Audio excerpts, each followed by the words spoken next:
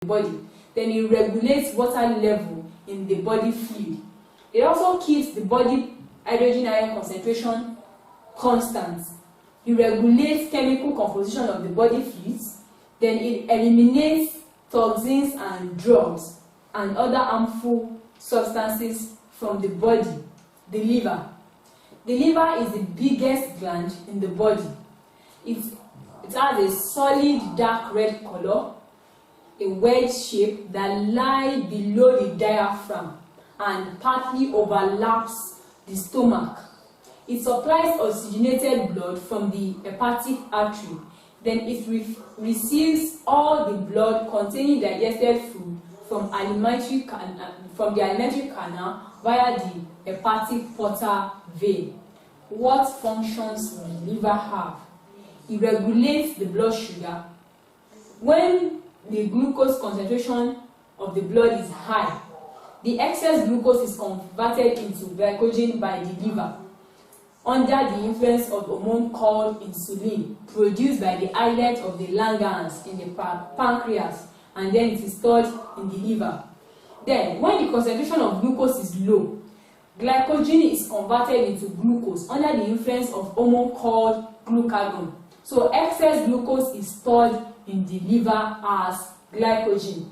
Another function of the liver is that it regulates blood protein. The blood is unable to store protein or amino acid, hence any surplus protein is destroyed in the liver. Excess amino acid is brought into the liver in the hepatic portal vein, and they are converted into urea, which is harmless to the body, in the process called deamination. It also regulates blood protein. Amino acids are broken down into carbohydrates and amino groups in the liver. Amino groups are toxic to the body. So by a further series of chemical changes, they are converted to urea or ammonia, which is less poisonous to the body, while carbohydrates is converted to glycogen. The urea that amino acid is converted into is carried in the blood from the liver to the kidney, where it is excreted. The liver also synthesizes plasma protein, including albumin, prothrombin, and fibrinogen, which are responsible for clotting of the blood. Another function of the liver is detoxification.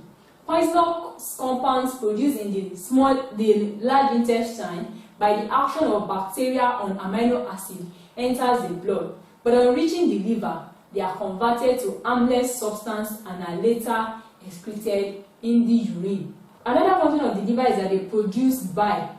Bile is synthesized by the liver cells and are stored in the gallbladder. It is passed into the duodenum through the bile ducts. The bile salts emulsify fat in the small intestine to enhance digestion and absorption. Liver also regulates lipid. The liver cells remove lipids from the body and convert them to glucose and oxidize them to release energy during respiration. The liver also forms red blood cells. In the fetus, the liver forms the red blood cells, but in the adults, the bone marrow forms the red blood cells. The liver also eliminates hemoglobin from the erythrocytes.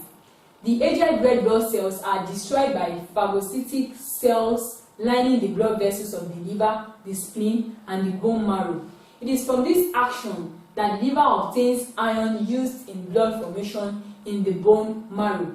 The liver also stores vitamin and mineral salts. The liver manufactures vitamin A from carotene and stores fat-soluble vitamins A, D, and B12, and a number of minerals such as potassium, copper, and iron.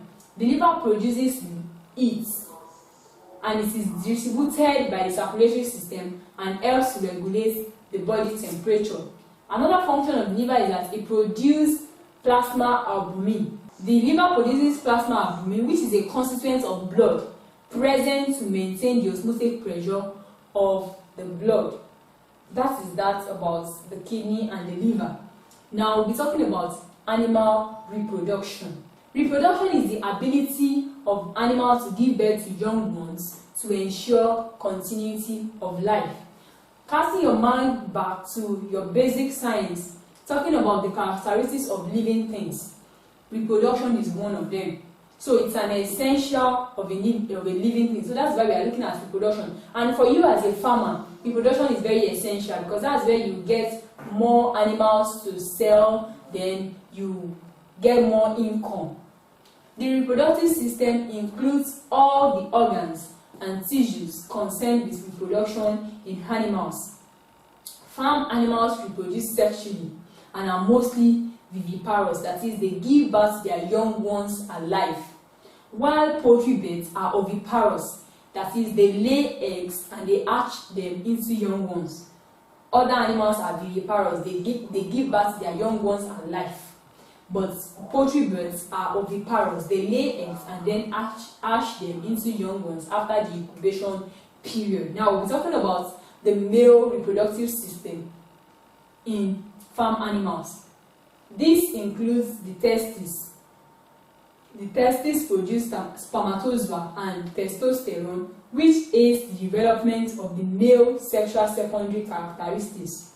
The spermatozoa are specifically produced in the seminiferous tubule of the testes during meiotic cell division by a process called spermatogenesis. The testes are suspended or protected by the scrotal sac, or what we call the scrotum, outside the abdominal cavity to enable the sperm cells to be produced at the desired temperature. So it's the scrotum that is outside, it covers the testes. So that's what you see. Then we have the epididymisis, which ensures the storage and the maturation of sperm cells in the testes.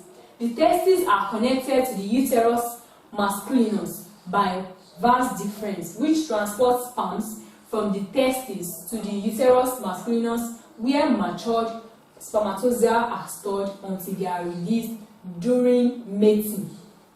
Then we have the corpus gland, the seminal vesicle, and the prostate gland.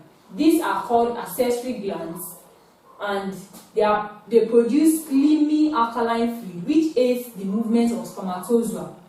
This fluid with spermatozoa results in the formation of the semen, that is, the alkaline fluid produced by the accessory gland, the corpus gland, the seminal vesicle, and the prostate gland. So the mixture of this fluid with the spermatozoa is what is called the semen.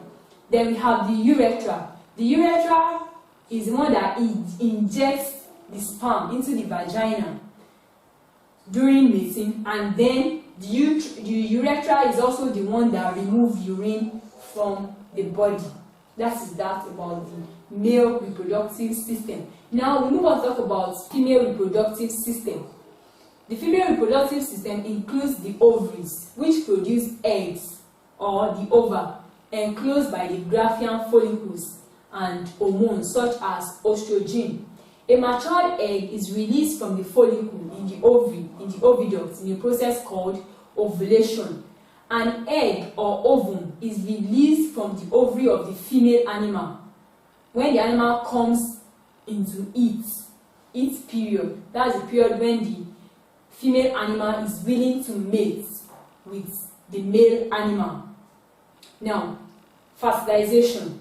Eggs produced by the ovaries are shed into the oviducts, from where they travel into the uterus, that is the womb. During copulation or mating, the spermatozoa from the male are discharged into the vagina of the female. By means of their tail, they are propelled into the vagina, into the uterus, and up into the fallopian tube, where the nucleus of the sperm fuses with the nucleus of the ovum to form a zygote.